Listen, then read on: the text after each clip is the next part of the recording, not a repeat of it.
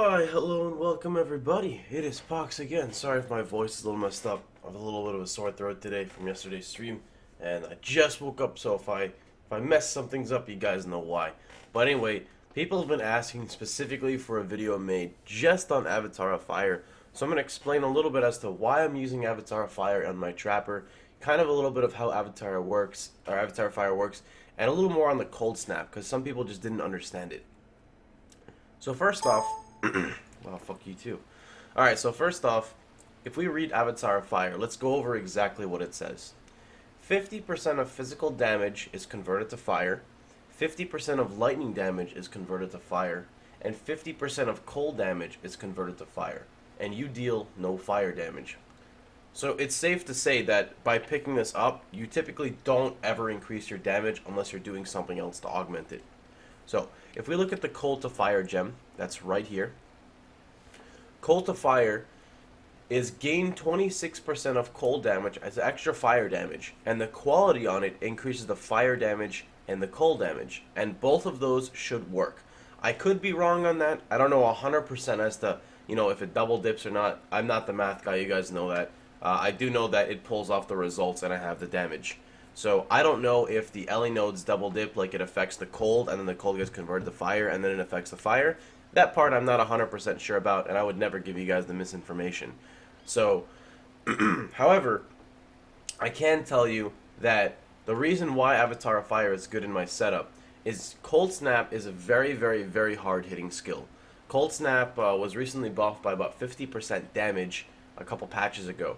Now, when you use Cold Snap, you have a cooldown typically, because Cold Snap itself has a cooldown, unless you bypass a power charge. So if you use a power charge, then Cold Snap has no cooldown. But if you put it on a trap, it has no cooldown either. It just sets its limit of, you have 3, because that's how traps work. Now, because I'm Avatar of Fire, and I have Cold to Fire kicks in first, so 50% of my cold damage is converted to fire, and I get the second part, which is 50% of cold damage is converted to fire. So I get a full 100% conversion, plus all my modifiers onto my Cold Snap. So, without concentrated effect, because that's what most people use, so I've just got Fire Pen, Trap, Cold to Fire, Elemental Prolif, and Cold Snap. I'm currently sitting at a top end of 4,000 fire damage, which is pretty significant when you don't even factor in the fact that I don't have high explosives yet, which won't show up on tooltip, and I'm running Dual Curse. So Dual Curse with Elemental Weakness, plus Fire Pen, plus high explosives, it's quite a lot of penetration you're throwing down. Now, the reason why I decided to do this is pretty much because of clear speed, and I just wanted to try something out. So, with Avatar Fire, are you more defensive? Definitely not, because you can't freeze anymore. But, you now have 2 different ways of using Elemental Proliferation on the same build. So, I'm going to go ahead and walk. Now, this is not a good place to show, but I don't want to run a map when I'm half asleep. So, basically, I would curse, and then I'm going to throw a Cold Snap Trap. And you can see the Cold Snap here has its own prolif. Of course, that was a crit, so everything prolifts, but in general, that's how it works. Cold Snap prolifts too.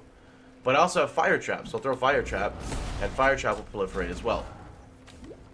And then I'll go to the next pack, and then Cold Snap. Now, when you're in a fast-paced environment like this, you will run out of traps if you're just using Fire Trap. It will happen. Or on the slight chance that you desync and you throw 2 traps and they don't even do anything. So, things do happen, and that's why, there's Perpetus dead, that's why I like having 2 traps for that scenario.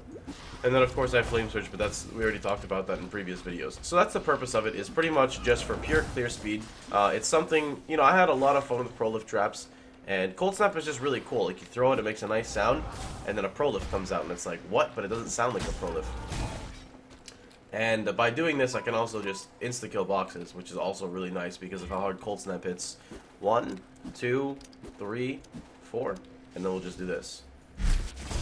And then it automatically dies. Because Cold Snap's OP-OP.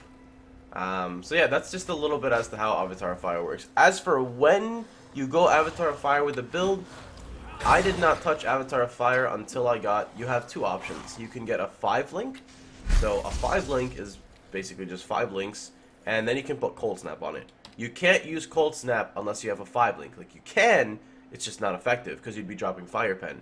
You need to have Trap, you need to have Cold to Fire, you need to have Prolif, and you need to have Cold Snap. So the only optional one you could drop is Fire Pen. But you probably don't want to drop Penetration because Penetration's amazing, even in bed. But that's that. So you can choose to get a 5-link, which I'm saving now for a Cloak of Defiance, because Cloak of Defiance would literally give me 1k more HP. Or you can go ahead and use Deerstalker boots. Deerstalkers are a unique, which I will show you right here. Whoops. That essentially give you a 5-link for a 4-link. Deerstalkers are right here. The only problem with your Deerstalkers is they are pure dex based, which means you need to roll 4 off colors, which is not too difficult because it only requires level 42 dex, so it's not that bad, but it's just annoying to roll 4 off colors. You need blue, blue, red, red. For example, you need Fire Pen, Cold to Fire, Ellie Prolif, Cold Snap, and it comes with a trap. People have been asking if I can't roll the off colors, what do I do? Well, normally I would tell you this. Don't run it then. Like, just don't. Like, don't nerf yourself. But people insist on telling, like, they want to know what else to run. So, you could run, instead of Fire Pen, you could put in Added Cold. Added Cold will get the, the elemental damage bonus, and they can convert it into fire, and it'll be okay. But it's not Fire Pen. As for anything else, you could put AoE instead of Fire Pen. Yes, there's some options, but Fire Pen really is your best bet to get. So that should pretty much cover all of that. And then, as for your tree, you literally spend 1 point. You just, boop, you get Avatar of Fire. Now, some other things you could use if you wanted more damage, like I should be doing this, but I'm way too lazy and I don't have the links. You should be running like Herald of Thunder and Herald of Ash if you don't have a Cloak of Defiance, because it's just free damage. But I was too lazy to do it. I think my damage is fine as it is. And then, of course, once I get my Cloak of Defiance, I'm back to running Clarity and Discipline. I may even drop Discipline later on. I have to see my conversion rate, on the 30% of your life, etc. goes to mana. So that should pretty much explain everything about Avatar of Fire. If you guys have any questions, of course, feel free to drop links down below. I apologize about the mathematical part. I don't know it. I don't really do math actually in games. People think I do. I really don't. I just look and I'm like, that looks like it synergizes well. That looks like it synergizes well. And then I slap a mob and I'm like, I can visually see a difference of 17% damage. I don't know why. I'm just weird like that. So that's pretty much me in a nutshell. Other people were asking this question. I know this isn't the video, but people who want to transition into crit, you can make this crit very easily. And here's how. You have crit here, so you don't have to move. You have crit here, you don't have to move. You have power charge here, if you choose to get it. You have a power charge here. You have your spell damage for power charge here, if you choose to get it. And you have crit right here. And you have crit right here. So you literally don't need to go anywhere, and you can have your crit. As for what you want to drop, don't ask me. It's your build. You do whatever you want with it.